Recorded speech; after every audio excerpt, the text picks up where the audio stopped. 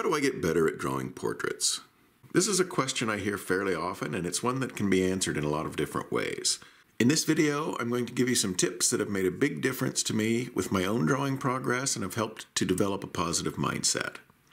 I have made some effort to give you some less obvious ideas. I'm not going to tell you to practice a lot, for instance. I think we all get that. But some advice on getting more out of your practice could save you a lot of time in the long run. So hopefully you'll get something from these that you find useful.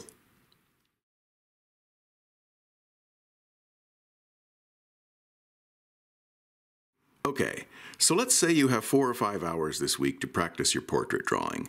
Rather than drawing a few completely finished, fully rendered portraits in that time, consider drawing 5 or even 10 less developed and less refined efforts. If you're a relative beginner, drawing more faces, simplified and focusing on structure, is better practice than fewer fully finished, detailed ones.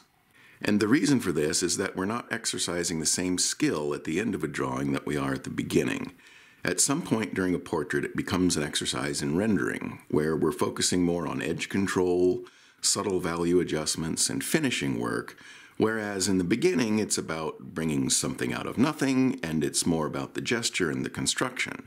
And while they both fall under the category of drawing, they're really quite different things. And when you work on longer, finished efforts, you're getting a lot of rendering practice, but not a lot of practice on construction and the starting skills.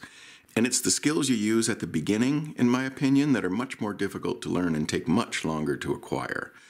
They also happen to be the skills that will dramatically improve the quality of your work, and what will ultimately give your work a feeling of ease and a sense of confidence and authority. So when you're practicing, consider doing more quick starts and fewer long finishes. There's nothing wrong with longer efforts, but lots of relatively quick head and face studies may well be a more efficient use of your time.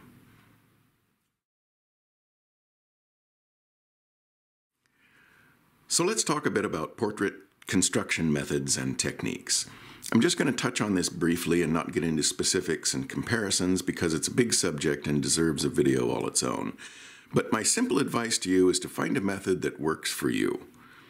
There are lots of methods and techniques that strive to simplify the process, and some of them will resonate with you and some of them likely won't. People see things differently and process information differently, so a geometric kind of construction might be great for one person, but that way of looking at it might complicate things for someone that prefers to organize their drawing with light and shadow patterns, or someone that develops their portraits through a sea of chaos. We're all doing this because we love to draw, and it makes more sense to me to feed that passion by working in a way that excites you rather than trudging through someone else's method. Of course, the type of work that you want to produce plays a role in this too.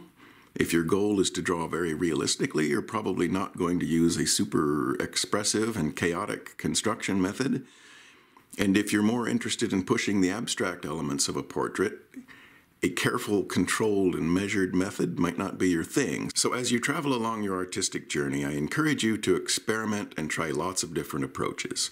And be wary of anyone that suggests that there's one specific technique that everyone should use, because they're probably trying to sell you something.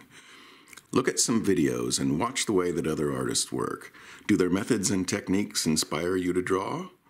What will likely happen eventually, maybe years down the road, is that you come up with your own way of doing it, that takes bits and pieces of different methods and puts them together in a way that serves you more effectively than any one standalone technique.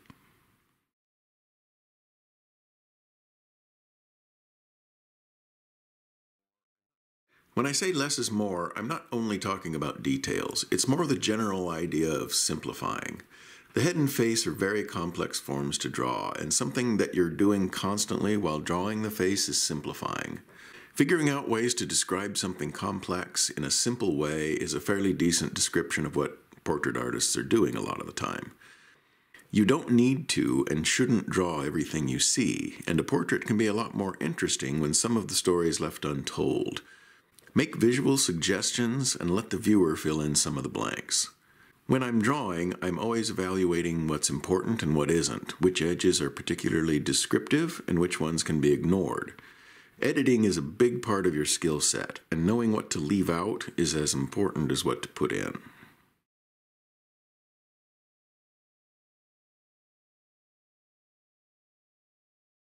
Something you'll hear a lot in portrait drawing is that you should work from life, and it's absolutely true whenever you can. But it's not always possible, and when it isn't, working from a photo reference is the next best thing. A three-dimensional living reference is better and it's more informative than a two-dimensional representation of it. Having said that, a photo is a pretty darn good representation, so if you don't have someone around to draw all the time, there's no shame in using photos. There are people who get really provoked by this issue, to the point that they will insist that you're not even really drawing if you're not drawing from life. But sometimes the choice is to draw from a photo or to not draw at all, so we need to work with what we have. If at all possible, have a real person sit for you, and I encourage you to find opportunities or create opportunities to draw from life. It teaches you the difference between looking at something and actually seeing it. Some people prefer to rely strictly on observation and draw what they see, and some people augment their observation with the study of anatomy and proportion, etc. I happen to enjoy the study of anatomy, and I think it's more important for figures, but I still find it helpful with portraits too.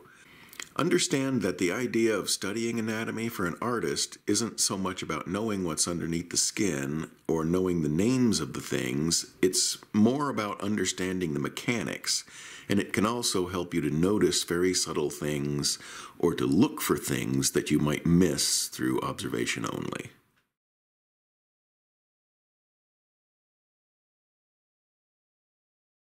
Your progress as an artist relies on a healthy dissatisfaction with everything you've done up until this point.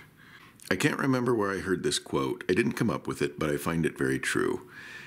And it's not as depressing as it sounds. I think the key word here is healthy, a healthy dissatisfaction. It doesn't mean that you hate your work or that you're miserable. It just means that as you progress and become more skillful, you recognize that you can always do better. It's also a reminder to be objective. An artist needs to be objective about their work and to be able to handle criticism. Nobody likes hearing criticism, but you'll learn more from a critical remark than you will from a compliment. And a willingness to be critical of your own work while still feeling positive about it will take you very far. How far you take your drawing skills is entirely up to you, but understand that it's a gradual process, and progress will seem slow at times. So I hope you've heard something here today that you find useful. Drawing is a very personal and subjective thing, which makes a video like this something of a challenge. It goes without saying, but I should mention that everything I've said here is just my opinion, and opinions vary. I wish you all the best with your drawing. If you have any questions, just leave them down below in the comments and I'd be happy to answer them if I can. Take care, everyone.